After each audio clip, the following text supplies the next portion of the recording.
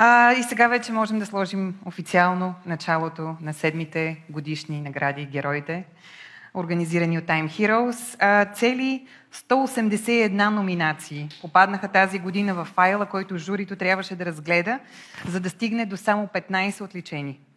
И повярвайте, зад всяка една от тях стои човек или цял екип, които заслужават поздравления. Затова и задачата на журито не беше лесна. Ето и кои са хората, които тази година отличиха най-ярките примери в категории доброволци, организации, журналисти и компании. Надя Шабани, правозащитен адвокат, активист, директор на Българския център за нестопанско право.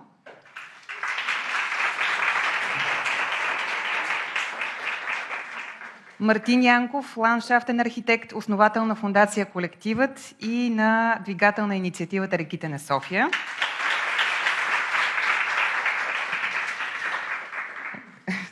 Се научите поздравителен адрес. Тихомира Методиева Тихич, доброволец, пожарникар, фотограф, учредител на Националната асоциация на доброволците на Република България.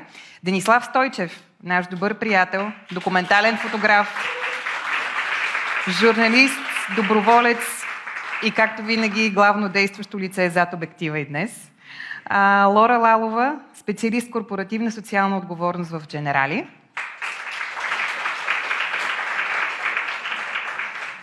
И Наталия Иванова и Емануела Иванова, които въпреки имената си не са сестри, от Time Heroes.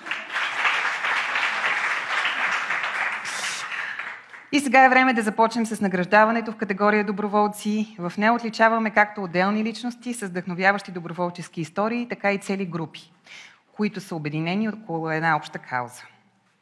Нека на сцената да заповяда маркетолога и социален предприемач Жустин Томц, която ще връчи приз за локално действие с национално значение. Заповядайте.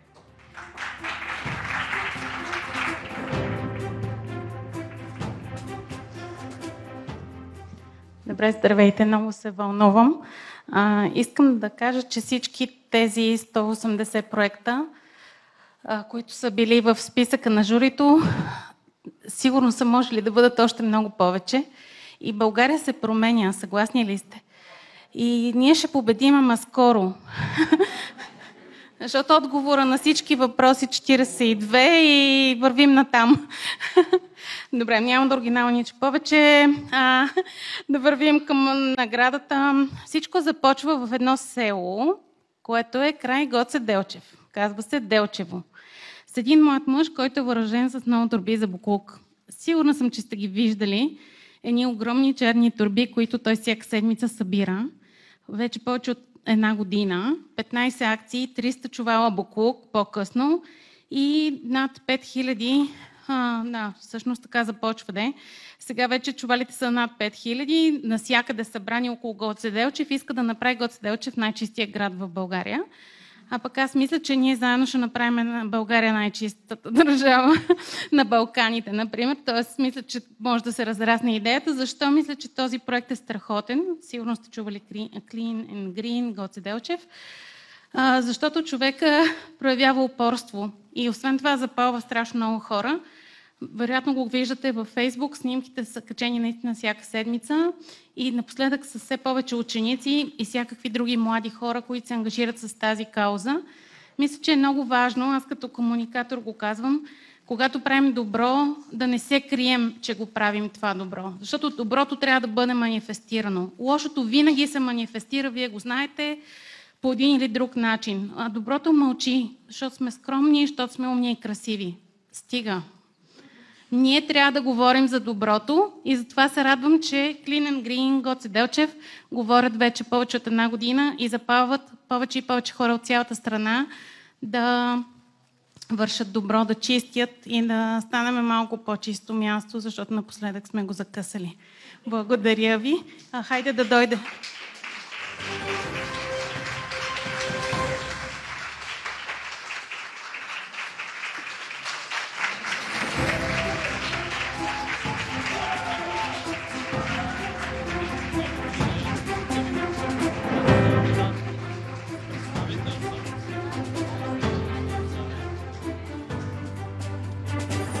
Георги, но той приема наградата.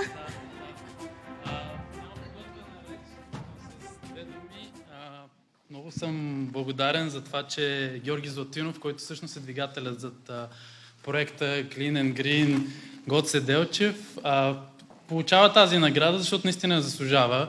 Човекът е изключително добър, отделя много от личното си време и средства, за да почиства месеци наред сам, последствие запалва и много хора покрай себе си. Чувалите вече са над 8000, доброволците са над 1000, от които половината са деца. Това нещо се случва, за да може в последствие да не се цапа и децата също да почистват.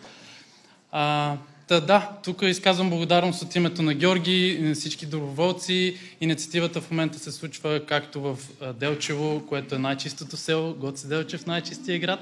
И вече има организации в други градове, като Благоевград, Дупница, Сандански, София, Пловдив, мисля, че и Търговище.